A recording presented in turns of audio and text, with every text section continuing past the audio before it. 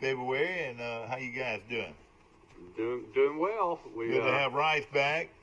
Yeah, it's been a long time. I missed y'all. I guess you talked about me. I was out because my children were out of school, and my wife is a school teacher, but she had to teach. So she went to the classroom, and that left me with a 5- and 9-year-old for about 2.5 weeks. that was a lot of fun, I'm sure. County schools I'm sure you let them sleep in, I hope. Well, I wish I would have. Maggie, my 9-year-old, will sleep in because she stays up too late. Yeah. But little Jack, the 5-year-old, He still gets up early? He's up and at 'em at 6:30 and wanting breakfast and snacks and all the things that 5-year-olds want. I can see you roaming around your house about half asleep. I bet your son knows all about it. Oh, yeah, he does. He does. Of course, Mike will be coming in here from Grayton Beach in a few moments by way of Zoom. Of course, it is a big victory. Why it's a big victory? If you're a fan of Tom Brady, I reckon there's a lot of fans out there now, at least they're so-called fans. Well, you got to put it in historical perspective. It's almost like Nick Saban, all the national championships he's won. Tom Brady has won 7 Super Bowls, and he's been in 10. Oh, man, that's something. So there's been 55 Super Bowls, and Tom Brady has been in 10 of them. It's amazing. Probably won't ever be broken. And, of course, the Tampa Bay Buccaneers, winners of the Super Bowl, what was 55. it? 55. And, yeah. Each winner gets $150,000, and if you're on the losing team, you get $75,000 per player. Well, that makes a big difference, doesn't it? It does. And Antonio Brown, who was signed late by the Tampa Bay Buccaneers, in his contract, if they won the Super Bowl, he gets a bonus of $750,000.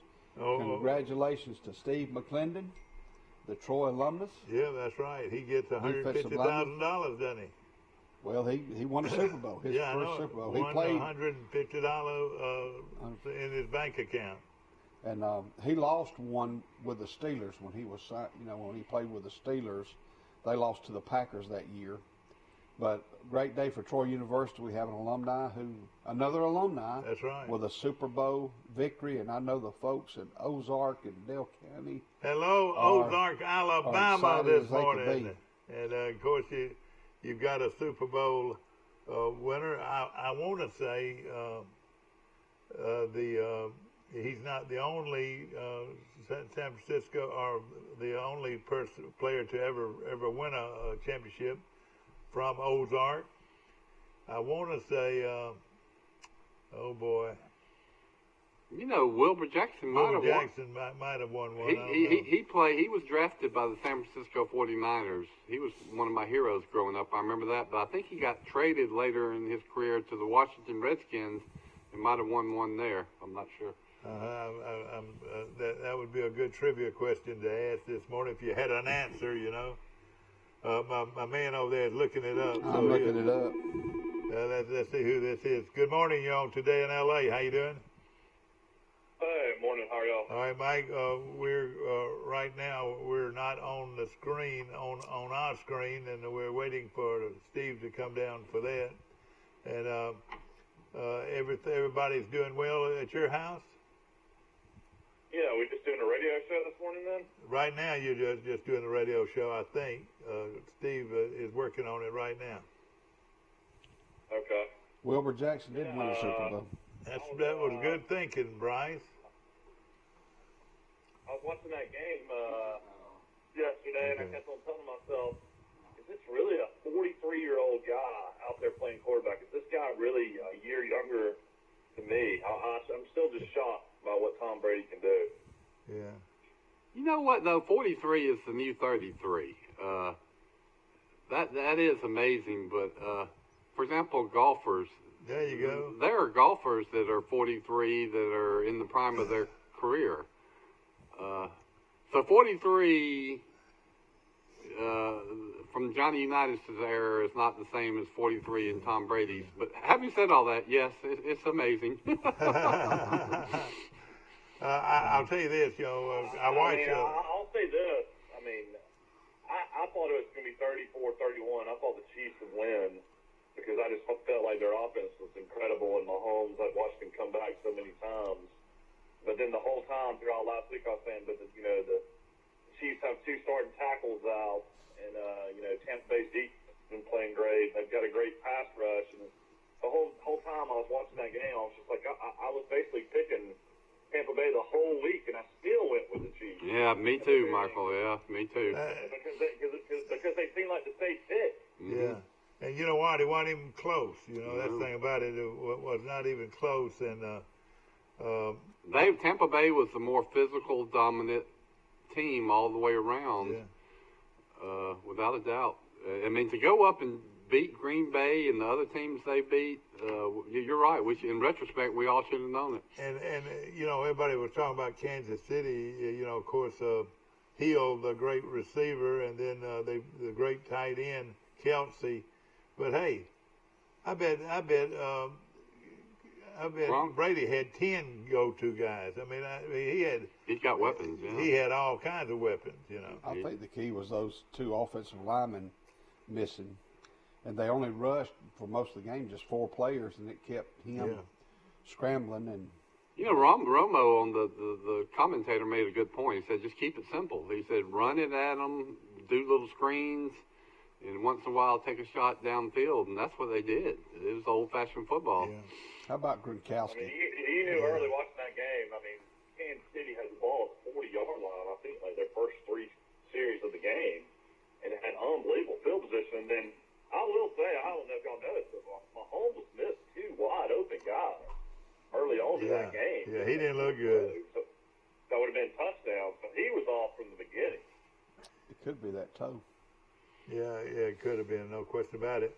Of course, we have some sad news. A good friend of mine, Mike Smith, died at his home in Banks, Alabama. And our prayers and our thoughts go out to Mike. And of course, he was one of the Smith boys, and Randall and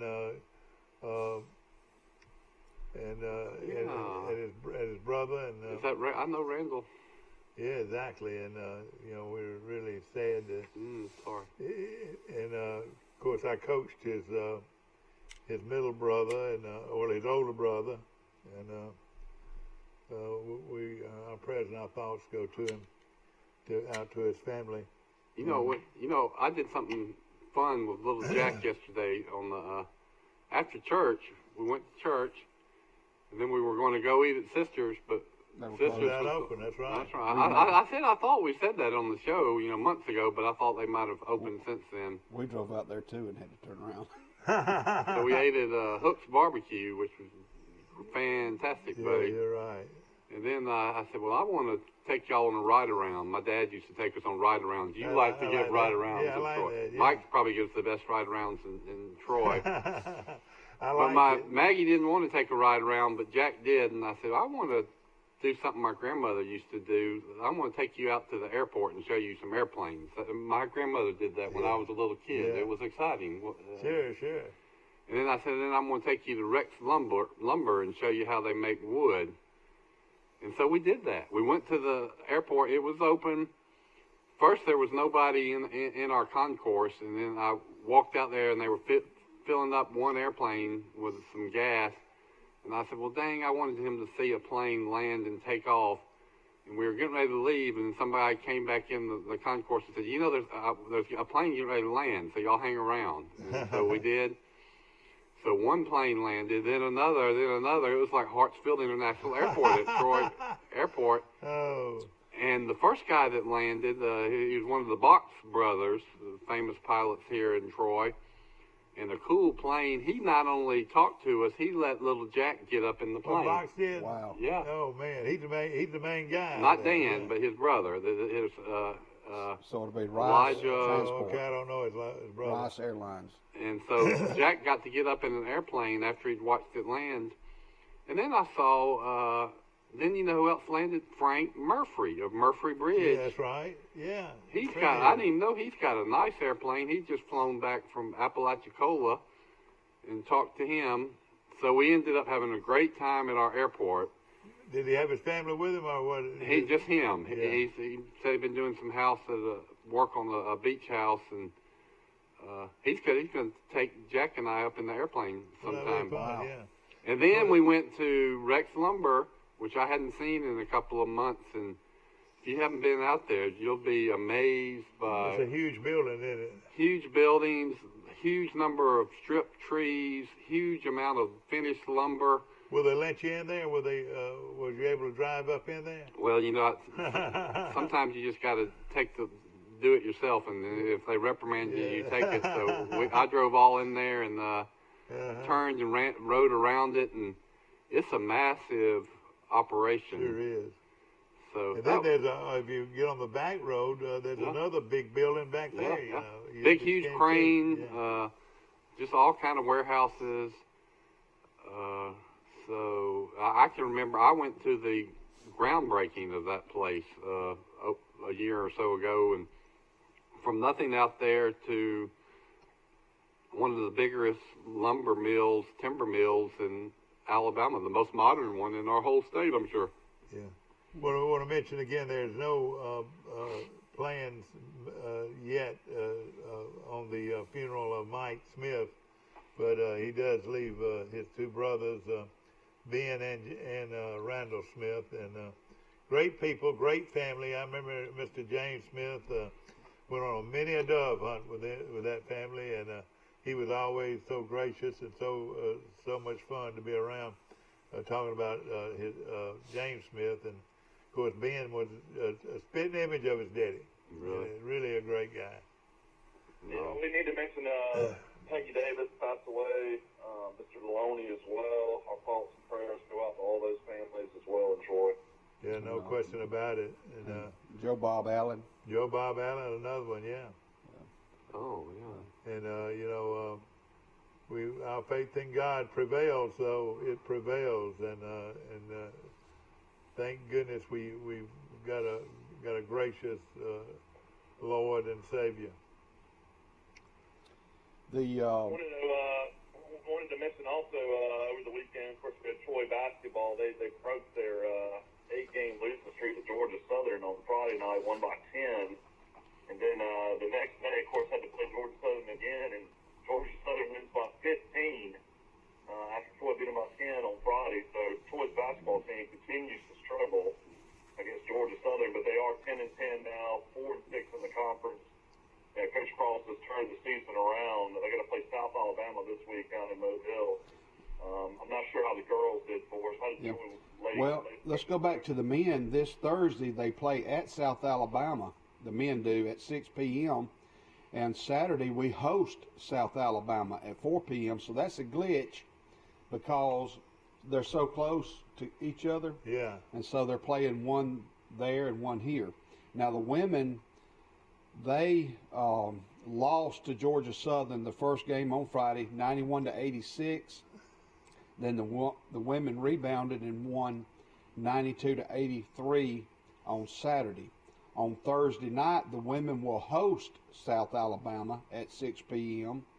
And then Saturday, the women will travel to Mobile to play South Alabama, and that's at 4 p.m. So while the women are playing at home this Thursday, the men will be playing at Mobile, and then they'll swap Saturday. And, of course, Alabama lost to Missouri, 68-65. First loss of the year in the SEC. And that was an unbelievable comeback, though. If anybody's watching that game, Alabama was down by 22 and had 2 shots to win the game late. Then they ended up having to foul with about 4 seconds left, and then had another shot.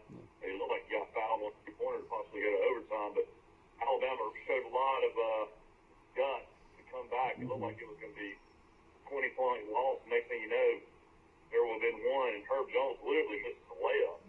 That would have taken the lead with a few seconds left, but I'm pretty confident Alabama's going to find a way to win the SEC still. They're 10-1. I think Missouri has 3 losses in conference, so Alabama's going to have to really, really play horrible not to win it all. Yeah. Well, Alabama plays at South Carolina Tuesday at 5:30 and home against Georgia this Saturday. Auburn lost 86-84 to Ole Miss. Oh boy! And on Tuesday at 7:30. At the buzzer too. At the buzzer. That was a heartbreaking loss. in overtime, and Auburn was in control for a while in the second half. Is Ole Miss that good? I would have thought Auburn would have beat Ole Miss.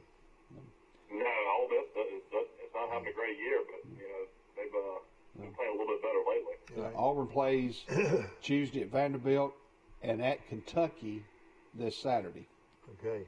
All right, everybody's been waiting on what's going in the shopping center across the way, and of course the Trojan Market place will open its doors very soon, and the first big store is Hobby Lobby. I'm sure both of you guys go to Hobby Lobby. Well, I actually love Hobby Lobby. I do some little fine-tuned shopping for some of the artwork that I do in my Lee He shed. Yeah, exactly. So you're not a she shed. That's good for you. Yeah. Now TJ Maxx is a very nice I say very nice. It's a budget store, but it's a very nice budget store called TJ Maxx, and I've shopped there over the years. You can get like a polo shirt. It might have like a little tear in it somewhere, like somewhere you can barely see. You'll get it about $40 off. Well, that's right, and it's going to be a nice store for Troy. And another one, another discount store is Ross Dress for Less, and that's Ross store, and they have men and women's clothing and shoes, and it's a good place to buy shoes and clothes. Yeah. Maybe we could get the Ulta. They're coming. Maybe we can get Ulta to sponsor us and come in and put makeup on. Yeah, exactly. Before the show Do the makeup on us. What is Five Below? I've heard my wife talk about Five Below. Everything in the store is $5 or less. What are you talking about? You mean the store called Five Below? They have it here. Oh yeah, exactly. Yeah, they've got a Five Below. Do they have men's clothing too?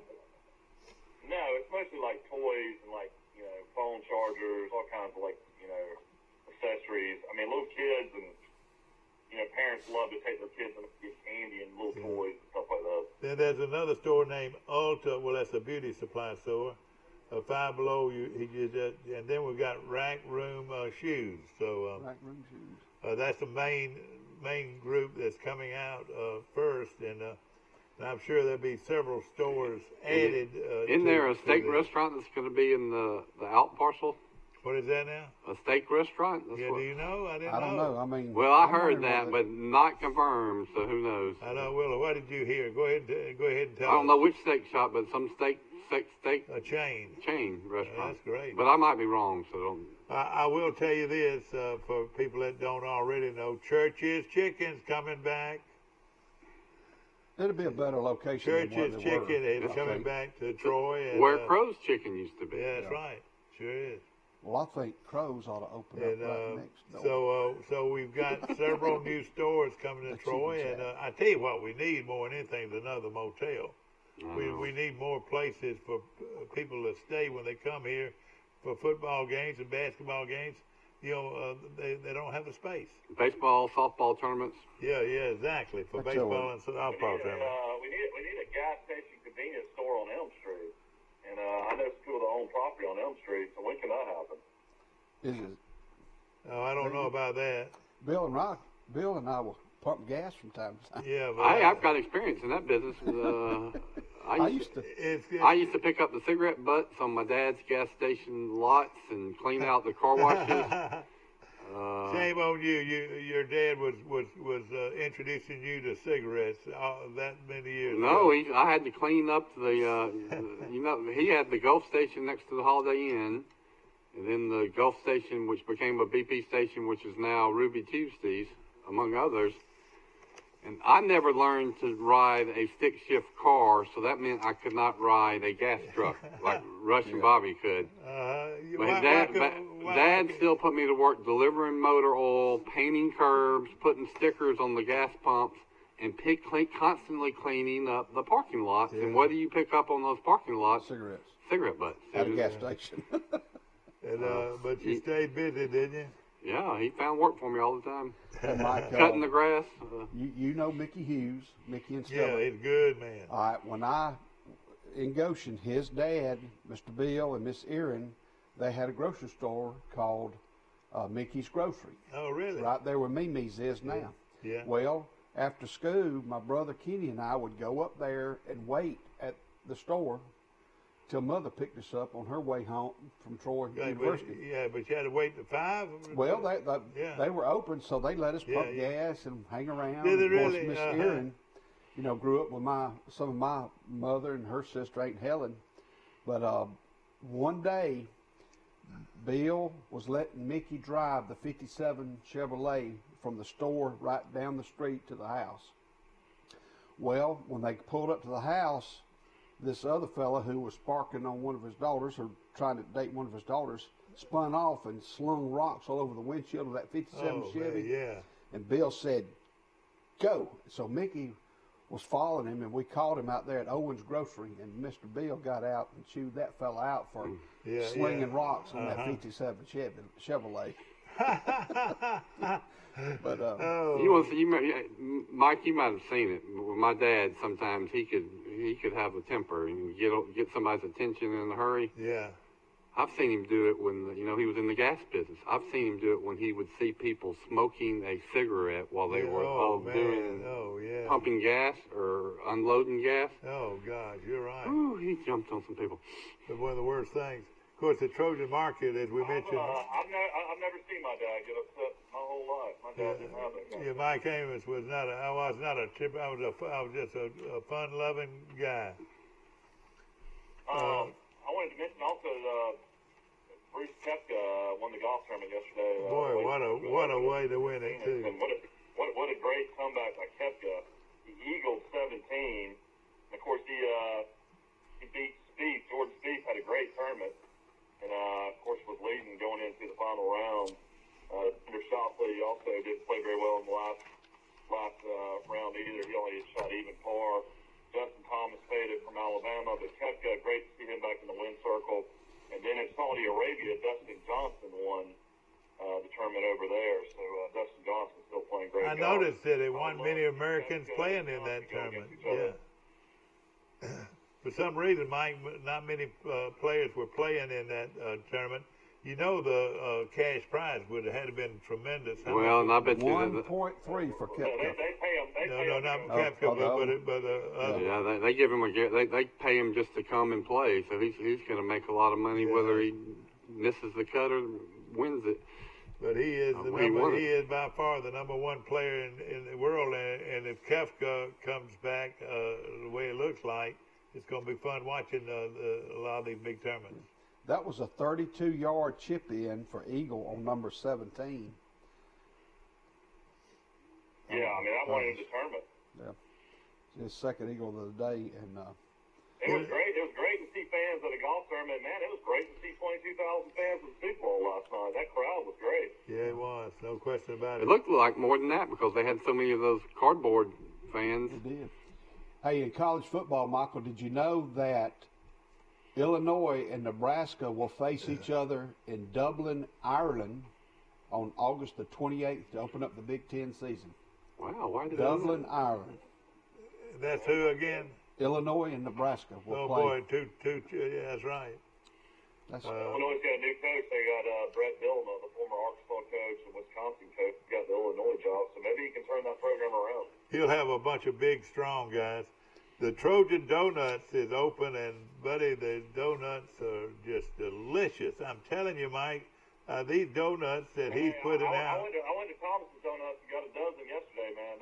These must be the best donuts ever at Trojan Donuts. I tell you what, they are really, really good. And of course, he gives us some donut holes every morning. It looks like. Yeah, he gave us that. And, Charlie Chong. Hey, you give us some donut holes. We're going to talk about your donut holes on the air. Millions of people. Bill got here about 3 minutes late. He didn't get a sample of one. Yeah, that's right. Yeah, you better get here early, man. I think Mike had 10 and I had 2. At the studio or at that desk right now where I'm sitting at, needs to go to Popeyes and tell them that I think they had the best chicken sandwich I've ever had in my life in Troy, Alabama. I tell you, there's a lot of good chicken sandwiches out there.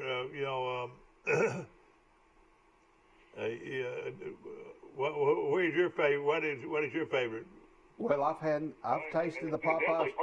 That's my favorite. Of course, I've had about 3 or 4, but Chick-fil-A's is still top of the line. have you had this Popeyes? You will change your mind. It's not as good as that Popeyes. Popeyes is great. Yeah, I remember when last time I was on the show, you were bragging about it, and I went home and told my wife, and I gave her the backstory about, chicken sandwiches are the new thing now, and all the restaurants are competing to have the best chicken, because apparently Popeye's chicken sandwich was such a huge hit that it just made billions of dollars for Popeyes.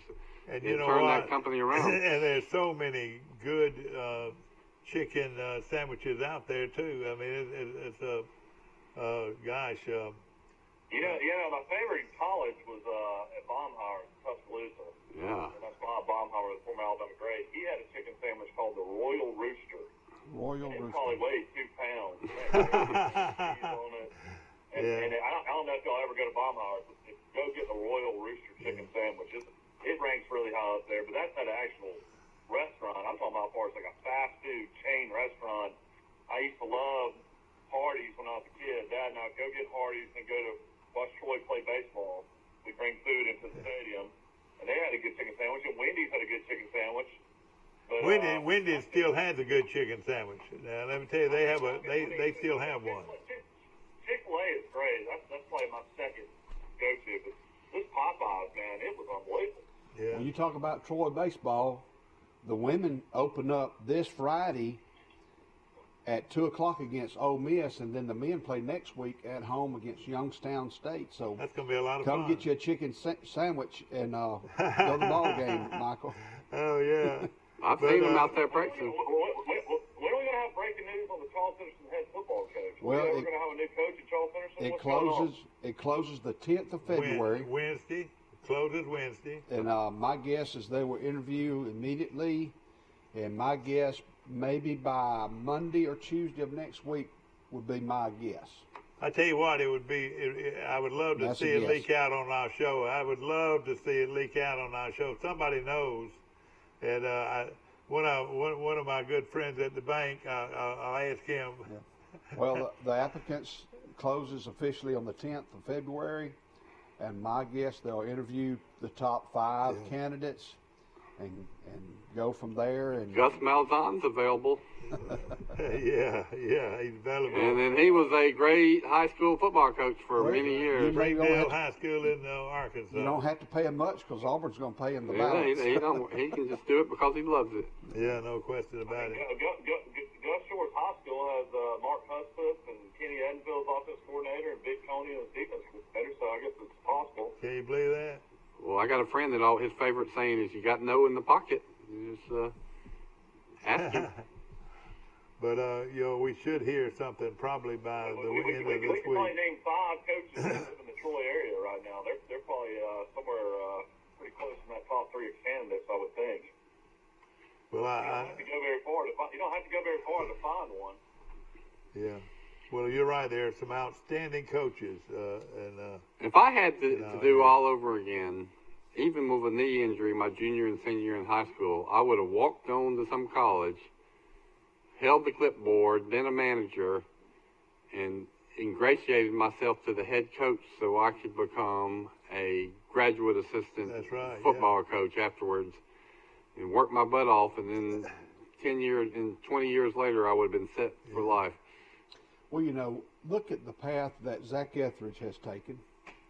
He's now a quarterback's coach, defensive back coach at Auburn. Right. Well, we just mentioned there's a young kid. It's on the back of your sheet, Michael.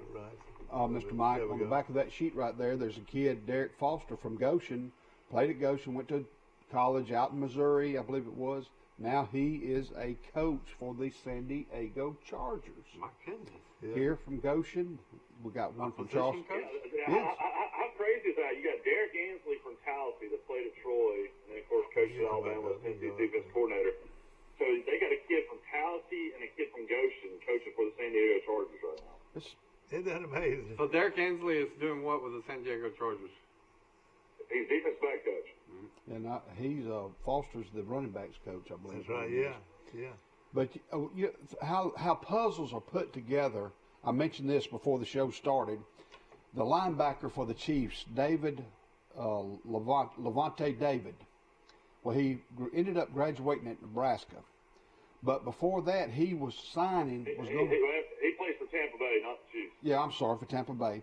He was going to sign with Middle Tennessee, but decided to go to Fort Scott Community College.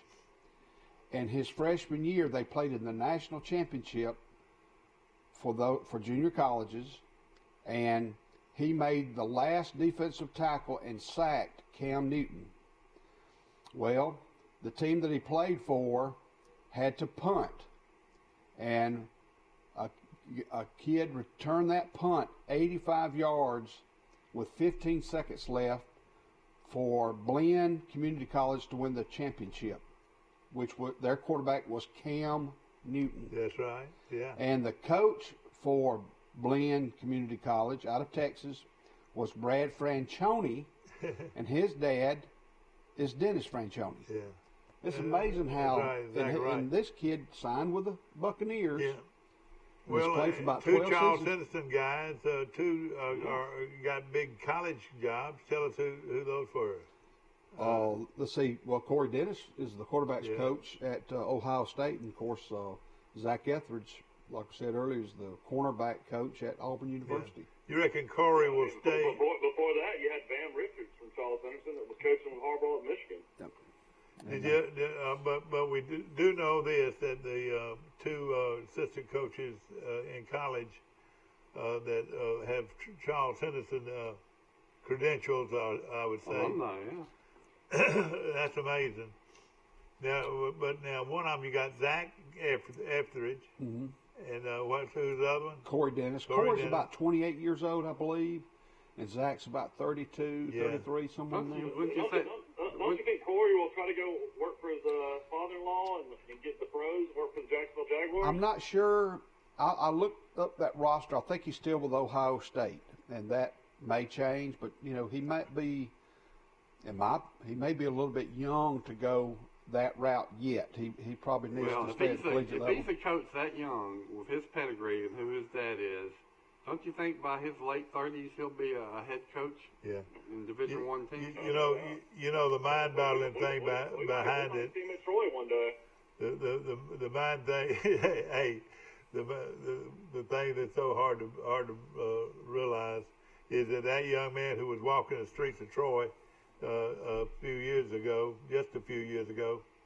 will make over $500,000 at least at a minimum salary at Ohio State. Well, he's, I think, at 3.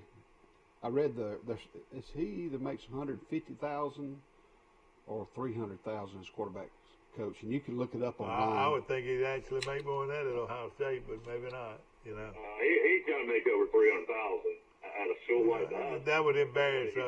Yeah, exactly. Well, our show is brought to you by Premier Dodge Chrysler Jeeps and Ram trucks on the bypass right here in Troy. They just got through with one of the great sales in their history this past Saturday, and they've got a few of those left over, just a few of them, so you might better drop by and see if you can get the same kind of deal everybody got on Saturday. Believe you me, nobody beats the Premier deal. We'll be back.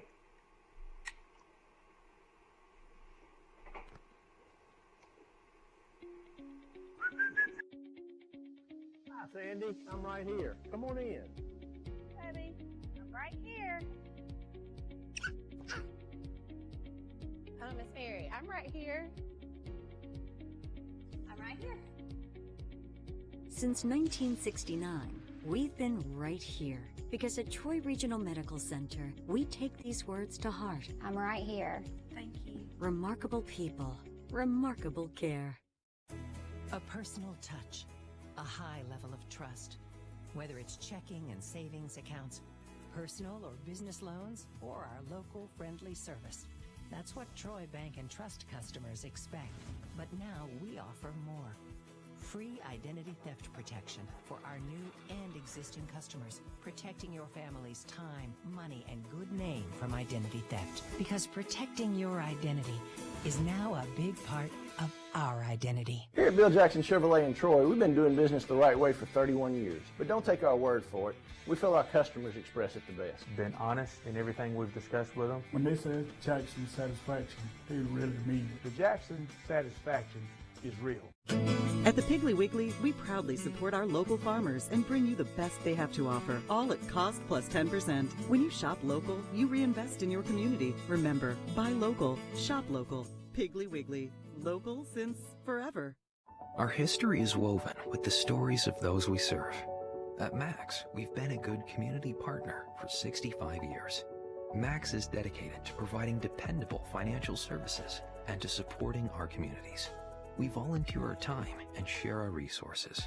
As a credit union, we've returned millions of dollars back to our members, local nonprofits, and small businesses. Max is honored to be a part of your story. We look forward to serving you for years to come. Hi, Sandy. I'm right here. Come on in. Our show, and that's the First Methodist Church. And of course, Dr. Wilton McRae is just a layman in that church. It makes him look like he's a preacher. He probably could be a preacher if he wanted to. There's some great people in that Dr. church. McRae is a good friend of ours. Appreciate it. Our man from Enterprise has just walked in the house, so we're going to be operating at full strength this morning. Hope everybody's having a great day. Of course, it still is cold, and for some reason, it was cold last night. I don't know why. My heater ran all night long. Well, I heard that we were supposed to get really cold this week, and then my wife told me yesterday, said, no, they've nixed that forecast, and it's going to be warm. Yeah, and out of all of this bad weather, you would think North Alabama would have gotten a lot of snow. Wouldn't you think that? Right. You know, some more stuff about the Super Bowl. Two women won were on the coaching staff for the Buccaneers that won the Super Bowl. Oh, really? They were the first female coaches to win a Super Bowl ring. Yeah. I guess we'll win. Lori Locust, she's an assistant defensive coach, and Maral Javadafar, she's an assistant strength and conditioning coach, but a lady by the name of Katie Sowers did coach for the 49ers, but she didn't win one. Yeah. And one thing about Bruce Arians, he was the first coach in the National Football League when he was with the Arizona Cardinals. He was the first coach to hire a female on the coaching staff, and that lady was Jen Welter, and she was an intern for the Arizona Cardinals in 2015. And they featured Sarah Thomas, who played at the University of Mobile several times. Yeah, exactly. She's the one, I think, that threw the flag when the Buccaneers were off sides. Yeah. So they elected not to take the 3 points, and then later on, Brady threw the second touchdown pass to Gronkowski. Of course, we got a lot to talk about this morning. Brady, by winning the Super Bowl, got a $500,000 bonus for winning the Super Bowl. I would have asked for more than $500,000 if I'd have bought a Super Bowl. I know it. How much does Nick Saban get for a bonus when he wins the national championship? About the same, probably. I don't know. You don't ever hear of anybody talking about how much money Brady makes, but somebody told me. Now this sounds crazy. Somebody told me he made $74 million a year. Somebody told me that. His salary is about $25 million, and then probably in endorsements, he probably makes around that much. Yeah, what I'm saying, that's what I was going to say. That includes all the endorsements that he receives, and he's we've had some great quarterbacks out there. You know, of course, to begin with, Unitas and Bart Starr and little Eddie LeBaron and.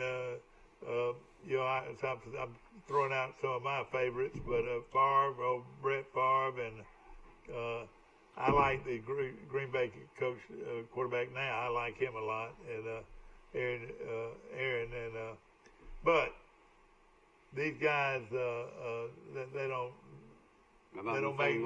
make not the same league with Brady. Yeah, I mean he's won 7 Super Bowls. After that, you got Bradshaw, you got Montana. Peyton Manning won 2. It's not even close. It's not a conversation anymore. Well, I'll tell you what. He was a 5th round draft pick.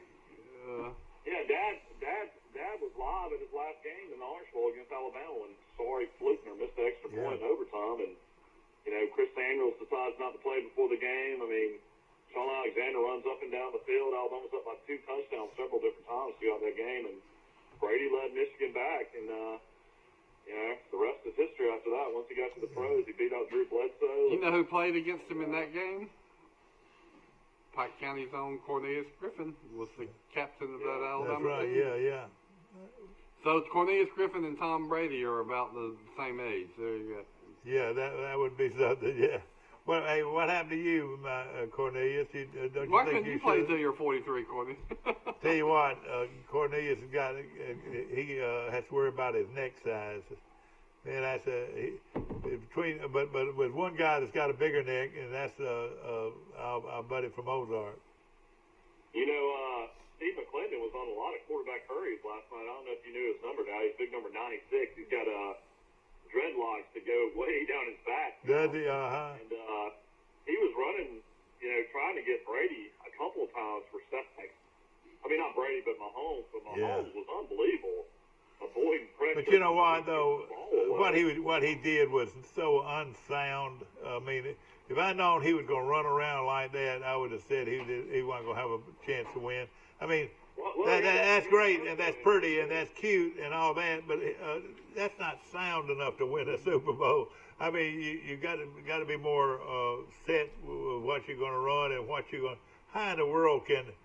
I mean, what he was doing, he was just trying to make something happen every down. You know, they were comparing him to Brady and said Romo was saying he's gonna catch Brady maybe with Super Bowl titles. And oh gosh, no! I said no. Mahomes' game is using his feet and moving around, and he's not going to be as mobile in the future as he was coming into the league. Yeah. And he's not a stay-in-the-pocket passer. No, not at all. So I don't think that Mahomes is going to get even close to. In fact, you keep him in the pocket, and you'll beat him every time you play him. That was the worst game I've ever seen Mahomes play. Yeah, and what I'm saying, if he in the pros, he's got to be disciplined, and he's got to stay in the pocket. Did you ever see him a single time stay in the pocket and throw the football? It looked like backyard football. Exactly. I mean, he was running for his life, though. I know. Well, you're right. He was that, but at the same time, I mean, that was their best play was him run right or run left. I want to make a prediction. I love predictions. A college version of Brady to me is Mac Jones from Alabama. I agree. Not with the great athletic ability, but the quick eyes that can make good decisions, super accurate, knows where to go with the ball, and can get it there.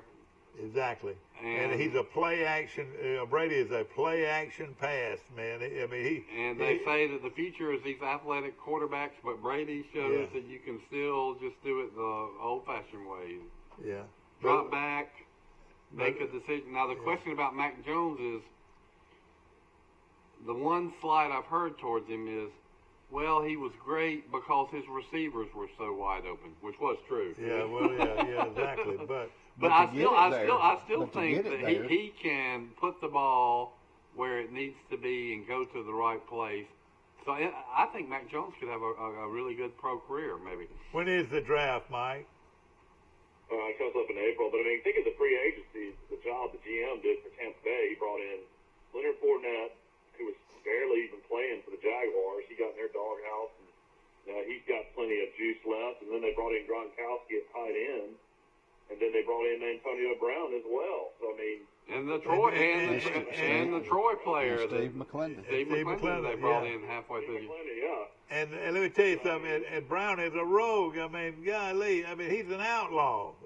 Well, he earned I know that's right. Yeah, he earned a bunch of money. He's messed around and missed out on all that money, and but he did come back and make $1 million on that deal he made with him. But he had a contract at one time worth millions, and he screwed around. Well, he was actually living with Brady at his house. That's how bad Brady wanted him on the team and wanted him to stay out of trouble. Oh boy, you're right. Well, the Chiefs had a few folks that had brushes with trouble. Yeah. But anyway, I tell you what, it's unbelievable that they won the game like they did. If you could hook up with and be on the same team with Brady, you're gonna be a rich man, I think. Well, O.J. Howard. Yeah. If he hadn't been injured, he would have been in the mix. Brady's high on him. And another so weapon, for them. I mean, they're loaded with weapons. They're liable to go back again next year. It's the key is that offensive and defensive line, and they pieced together a team that they'll be in the mix again. We're talking about really. They got the great wide receiver from A&M too, haven't they? They've the ball a couple times. Yeah, Gordon, that number 14, he created openings for others. Yeah. I don't know if he was throwing the ball that much. When it's all said and done, you got Ronald Jones. He played USC. He's one of their running backs, and you got Fournette. That's a 31-9 win, and the Chiefs had a goal line stand. Yeah. Oh yeah, exactly right. Worse, and that was a big play earlier in that game when they got the goal line stand. Well, they dropped a touchdown pass. Yeah, exactly. The tackle did. Yeah, no question about it. But that would have counted if you were Florida against Tennessee. Remember when the Florida receiver had the ball just a second, and they called it. And I mean, he just had it in his hands for a second. They called it a touchdown years ago. I thought the guy dropped it. Then they showed the replay, and the defender, really knocked it out of his hand. Want to mention something that we're gonna have a little fun with later on in our show. What were the best movies that we watched so far because of COVID, and I can list you. It's going to be a lot of fun to talk about them. What movies did you enjoy the last year because of the virus? I'll tell you the ones they show all the time that they replay. Shawshank Redemption is on all the time. that one got to be Jaws is on all the time. I didn't see Jaws, but I saw Shawshank. But you'll see it's on TV all the time. The one I see, The Water Boy, is not one of the greatest movies ever. But I laugh. It's so funny. I love The Water Boy. But I'm talking about movies they show all the time. The Godfather's trilogy, they show that all the time. Well, let me just say this: The Godfather, in my books, the best movie ever made, other than maybe the Ten Commandments. Oh, the Ten Commandments, interesting. But you don't see it much because it's so long. Have you ever watched the background story of Marlon Brando? He was a weird dude. Yeah, I've heard that. Yeah. Very, very, very strange. Yeah. But a great actor. Yeah, was a great actor. I tell you, he played in a movie. Let's see what kind of movie buff these guys are. I like that. Was about Vietnam and the boat that went way deep into. Apocalypse Now, but Francis Ford Coppola. Yeah, Apocalypse Now. Boy, he was a weirdo in that one. I tell you that. That's a great movie, though. Yeah. That could have been a contender. But on the waterfront. See, the thing about it, I don't believe you're much of a movie fan. I like John Wayne. I've seen Shawshank. What movie made John Wayne a star? See how much you know you're John Wayne. Well, let's see. Which movie made John Wayne a star? Let's see. True Grit? No, way before that. Rio Grande? No. It was 1939. I'll give you all a hint. The greatest year in movie history. It was a war movie? No, it was a Western. Well, who's the great director of the Westerns? Ford? Yeah, Francis Ford Coppola. It's a classic movie that's been remade a million times in different ways. Oh, was it when he was in Ireland? I'm going to have to tell y'all. Oh, don't tell us. Stagecoach is the movie that Stagecoach. made John Wayne Is that when they were in the desert? He was the kid, and all these archetypes of the Westerns were on the Stagecoach. Yeah. It was one of them was Carradine, the Kung Fu kids, Kung Fu actor's daddy, and the distinctive, the sheriff, and the doctor, and the prostitute with the heart of gold. It was yeah, exactly. Let me just say this. There's a lot more good movies out there in my book. The Stagecoach came out in 1939, but what's the two movies everybody knows that came out in 1939? Gone with the Wind? Gone with the Wind. Gone with the Wind. That was an older movie. But Casablanca? No, that came out a couple years later. Yeah. This is Somewhere Over the Rainbow. Oh, yeah. The Wonderful Wizard of Oz. And Gone with the Wind both came out, and Stagecoach. Who won the? Gone with the Wind won all the awards. Yeah, Gone with the Wind. Well, Olivia had to have a lot. Clark Gable was what was his favorite verse? Frankly, Scarlett, I don't give a damn. That's right. Everybody that read that, you forget the book was a publishing sensation. That's back when people read books for us. Everybody in America had read Gone with the Wind. Oh boy, and that's a long book. Y'all probably seen the same documentaries I've seen on the making of Gone with the Wind or books, and everybody that read the book agreed that Rhett Butler had to be played by what's his name, Clark Gable. Yeah. But then the big question was who was going to play Scarlett, and man, that went on for a year. Betty Davis. Everybody was mentioned. Even the little Shirley Temple was. Oh no way, no way. But they got the right girl. Oh yeah. Shirley Temple Black. Vivian Lee. Vivian Lee, yeah. I mean, you think of that movie. It's hard to think of a scene that she is not in, and that's a 4-hour movie. You got to fill that role. You've got to go find the biggest. What did they do after Gone with the Wind? You're right. Many other movies, and was she in many other movies? Oh yeah, she was in a lot of different movies, I think. But you're right. Her trajectory of her career never really. Who wrote that? Margaret Mitchell. Yeah, Margaret. Is that right? Yeah, that's right.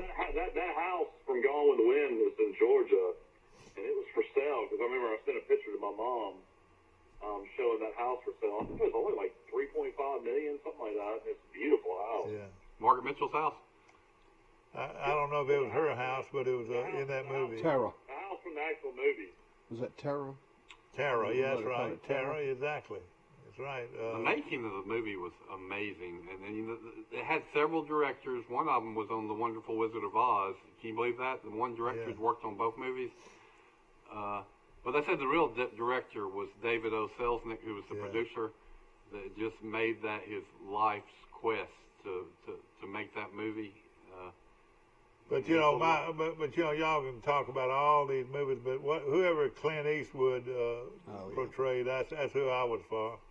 I love Clint Eastwood. Who's had a longer or more impressive career in Hollywood than Clint Eastwood? But as a director, I think he's a great actor, but at the same time, he's a better director. He hasn't won a real lot of Oscars, Mm-hmm. I loved his westerns and his detective movies and. What was your favorite Clint Eastwood movie? It'd be hard to make. I would say Unforgiven. I liked Unforgiven. I watched it a lot of times. Yeah, I like Pale Rider and Hang 'em High. Yeah. And of course there've been so many great movies.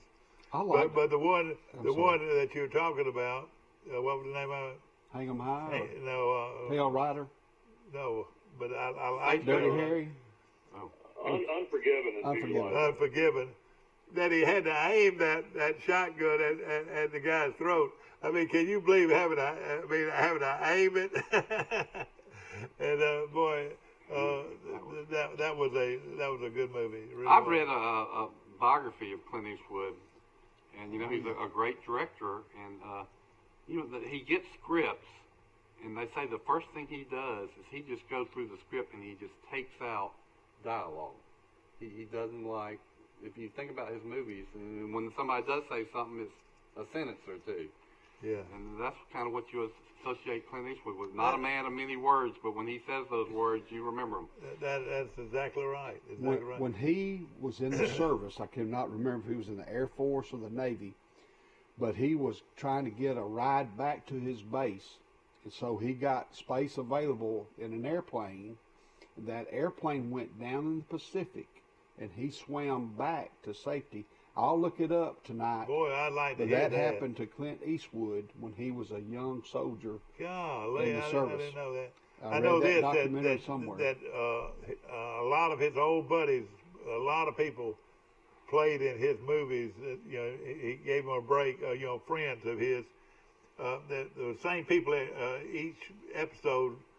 You know, that were friends of his. That's just like John Wayne. Yeah. All those same guys in the John Wayne That's movies. right, Doesn't yeah. matter if it was in Ireland when he was the boxer, or he was a Western, or whatever. You know, the girl, the blonde-headed girl, with freckle-faced, that was in so many of his movies. She just passed away. What was her name? Do you remember? Are we talking about Clint Eastwood or John Wayne? Clint Eastwood. Sandra Day? No. Yeah, it's one. It was Locke, Dave. Sandra Locke. Sandra Locke. Sandra Locke, yeah. Yeah, She got a start on Rawhide in 1959, the television show Rawhide. That's right. Yeah. 59 would have been 62 years ago. Yeah. But I mean, he's 90. Yeah. What was his favorite one-liner? Make my day. Make my day. Yeah, exactly. But expressions, his expressions, like he said, why say anything when the expressions say it all, you know? He'd say, well, I reckon so. He said that too, I reckon so. Then he'd spit on the dog. I like more of his recent stuff. Gran Torino was really good. You know, you talk about the outlaw Josie Wells. I love that now. That was my favorite. And that was written by a man from the state of Alabama. Yeah. I've told y'all that story before, that he reinvented himself, but back before he wrote The Outlaw Josie Wells, he was a speechwriter for George Wallace. Are you serious? Yeah. Well, I tell you, wrote a real popular children's book too after that. Some kind of environmental children's book. Yeah. My favorite part His of name is Ace Carter, I think. Yeah. My best part of Josie Wells was when those old bounty hunters were going to they were going to come in there and find him and kill him, you know, and get the bounty, you know, with the expression on that bounty. That guy that was the bounty hunter, right before he died, right before he shot him, the expression was so good. Yeah, Outlaw Josie Wells is great. But like you said, I've never thought about that, but it was very little verbiage. Most of it was that camera and what that camera did to the expressions, you know. Another offset movie was Honky Tonk Man. Has some good music to it. Yeah. That Clint Eastwood played in. Yeah, I don't remember yet. Honky Tonk Man. He was the #1 star in the 70s and early 80s, and you know who he traded places with? Burt Reynolds was, Clint Eastwood, he goes from Rawhide to making these spaghetti Italian westerns, which was really, people said don't do that. He went off to Italy and made these movies that became cult classics. No. Okay, yeah, exactly, yeah. And they actually made him. Everybody loved him, and then he became a big star. But then the second act of his life was as a director, and I mean, it's hard to find a director that has directed more 4-star movies than Clint Eastwood. I mean, $1 Million Baby is one of my favorites too. Yeah. Gran Torino he did is a super movie. Unforgiven. The list goes on and on. And of course, you know, there's been some great ones that, you know, out of you know, you were talking about Burt Reynolds. The top 5 guys probably would be like Hank, to be in that top 5 as far as, you know, big time actors, and then Eastwood's got to be somewhere in the top 5. George Clooney, a lot of people like. Russell Crowe, a lot of people like. I mean, there's some big time actors. You know who had a great run of about 15 or 20 years that was in a lot of blockbuster movies was Harrison Ford. Yeah, that's He's right. a weird dude, though, if you ever hear him in interviews. Yeah, he is. Kevin Costner was big for a long time, too. Yeah. Let me tell you how Kevin Costner got his start. Y'all can tell I'm a movie buff. One of my favorite movies is The Big Chill with Kevin Kline and William Hurt. And it's got great music. You would love the music, Mike. I know it. I remember that movie. Yeah. Well, Kevin Costner, you know, it's about all these college friends gather after the suicide of one of their friends. Well, the friend that committed suicide was Kevin Costner, and they did the movie, and they had a lot of flashbacks with him in it. And darn if they didn't go and edit the movie, and they completely cut out every part that Kevin Costner was in. So he worked hard on that movie, and didn't Isn't that amazing? make it to the screen. Amazing. I mean, he became famous in Bull Durham. That's still one of my favorites of all time. It is now 8:01. We'll be back to Today in L.A. right after this. Trojan Auto Parts of Troy, home of Napa Know-How. Stop by and see owners Mike and Melissa Kilcrease and their Napa Know-How team with over 100 years of combined experience. We're the only locally owned parts store in Pike County, and we're fully stocked and ready to serve you.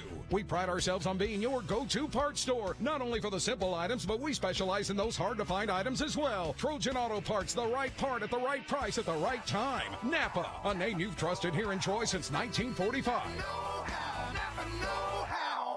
Troy Cable Security Wi-Fi doorbell camera allows you to answer the door from your smartphone when you are at home, at work, or on the go. When a visitor presses the button, Troy Cable Security sends a live video feed to your smartphone so you can see, hear, and speak to the person at your door. With the doorbell camera, you can have your porch light turn on automatically when it detects motion at night to create the appearance that someone is at home. You can view video clips so you can always know who stopped by when you are out. Troy Cable Security. You love them, protect them.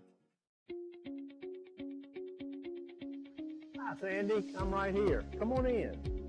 Daddy, I'm right here. Hello, Miss Mary. I'm right here. I'm right here. Since 1969, we've been right here because at Troy Regional Medical Center, we take these words to heart. I'm right here. Thank you. Remarkable people, remarkable care. A personal touch, a high level of trust. Whether it's checking and savings accounts, personal or business loans, or our local friendly service. That's what Troy Bank and Trust customers expect. But now we offer more. Free identity theft protection for our new and existing customers, protecting your family's time, money, and good name from identity theft. Because protecting your identity is now a big part of our identity. Wherever you are or whatever you're doing outside the perimeters of your own household, make sure you wear your mask and wear it religiously, because it might save your life or might save somebody else's life. So please, please wear your mask when you're outside, whether or not it's going to the post office or the grocery store or the drugstore. Wear your mask, and What about Brundage Country Club when you're playing golf? You don't have to wear one. Yeah. Is it strange that we don't have a flu season anymore? That the flu doesn't exist still? I know it. I mean, is it just because we wear a mask and wash our hands? And that is a mystery. The flu this year has completely disappeared, and that's what people say is that, well, it's because everybody's wearing masks, but I don't think so, because we've had all this spike in cases that were 3 times as high as it was during the summer. So the mask obviously weren't preventing the spike in COVID cases, and COVID and the flu are both respiratory viruses that are airborne. So I don't see how you could have a spike in one and then another one disappears. But who knows? Well, the flu has no flu cases this year. Well, I know this. You've got your opinion. What was your opinion of what's going on in, with the COVID? With before I left the show, I made a prediction, y'all, that this thing was going to be largely gone by April and May. And, I think I listed my reasons, and they say cases are plummeting. Because of the vaccine or what? That might play a little part in it, but, the very small percentage of the country has gotten both doses of the vaccine, so I don't know why you can credit that yet. The virus is seasonal. It happens in the cold and flu season, and we're leaving. The cold and flu season is bad in November, December, January, and a little of February. That's going away. And what I really think, y'all, is that a large percentage of America has already been exposed to the virus, thus they have acquired natural immunity. So if you've had it, you can't get it again, or you can't give it to people, and so the percentage of people that have actually had it is much greater, and that means that's one reason that the cases are going to go down. All right, but the cases, hospitalizations, it's all trending very, very good. direction. Was it your opinion that, or is it something that you? It's definitely on the decline in Alabama. I think when it comes down to, Bill, which you'll find out later, probably years later, you probably had 40 or 50 million people that were asymptomatic and never even knew they had it. I agree with that too. Yeah, that's probably going to be. That's where. Well, you can count. You can count the number of people that are confirmed to have it by the people that had a positive test.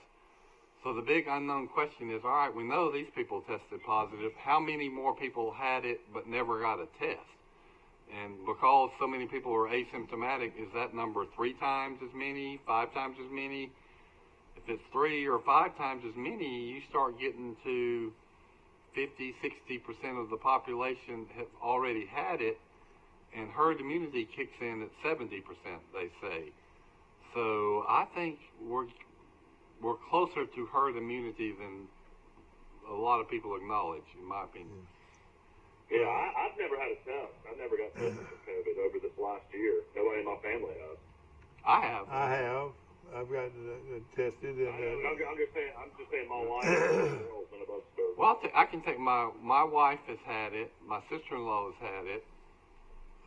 My brother Rush has had it. So there's a lot of people that. You know, for Rush, as big as he is he still a big guy? You know, he's lost a lot of weight. He's lost a lot of weight. But so by losing that weight, it probably saved his life. I have. You know, he's got diabetes, which isn't good. And then, you know, I've said it many times. Forrest Lee's had it, yeah. Is that right? So you start thinking about all the people in your circle that have had it, and you start saying, well, could 40% of the population have really had it? And Were you tested, Forrest?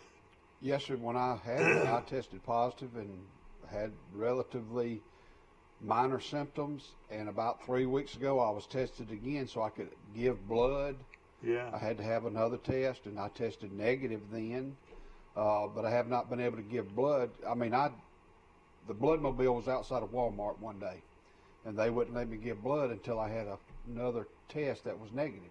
Yeah. Well, I went like the next day to get that test, but the blood mobile was not there, so now I'm eligible to give blood. So I'm talking about that. Here's the news I've been focusing on. Y'all know how I got involved on this. I think it started to spread earlier than everybody says. We're told it started to spread really bad in late February, March. I think it started to spread in December, November, January. A lot of people think that, yeah. Yeah, because a lot of people had the symptoms. And well, I read an interesting story while I was out that confirms my hypothesis, let's call it.